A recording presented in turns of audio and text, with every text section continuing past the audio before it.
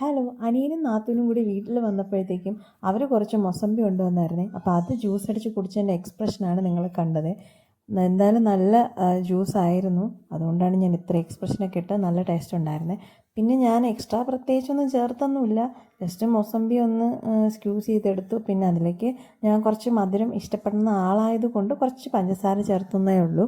അല്ലാതെ ഉള്ളവർക്കാണെങ്കിൽ പഞ്ചസാര പോലും ചേർക്കാതെ തന്നെ കഴിക്കാം. നല്ല മധുരം ഉണ്ടായിരുന്നു മൊസമ്പിക്ക്.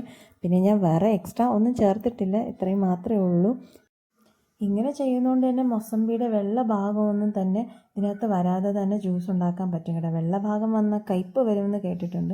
പിന്നെ ഞാൻ ഇതിലോട്ട് കുറച്ച് വെള്ളം പോലും ആഡ് ചെയ്തിട്ടില്ല. അതിൻ്റെ പൾപ്പ് മാത്രമായിട്ടാണ് എടുത്തിട്ടുള്ളത്. അതുകൊണ്ട് തന്നെ നല്ല ടേസ്റ്റ് ഉണ്ടായിരുന്നത്. പിന്നെ ഇങ്ങനെ ചെയ്യുന്നതുകൊണ്ട് തന്നെ നാരുകളൊക്കെ മാറി സ്മൂത്തായ ഒരു ജ്യൂസാണ് നമുക്ക് കിട്ടുന്നത്.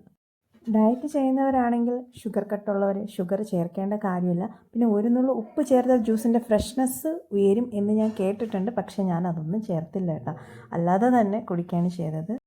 പിന്നെ ജ്യൂസ് തയ്യാറാക്കി ഉടനെ തന്നെ കുടിക്കണമെന്ന് പറയണ കേട്ടിട്ടുണ്ട്. കുറച്ച് സമയം വെച്ചിരുന്ന് അതിൻ്റെ വൈറ്റമിൻ സി കുറയുമെന്ന് പറയാൻ കേട്ടിട്ടുണ്ട് കേട്ടോ.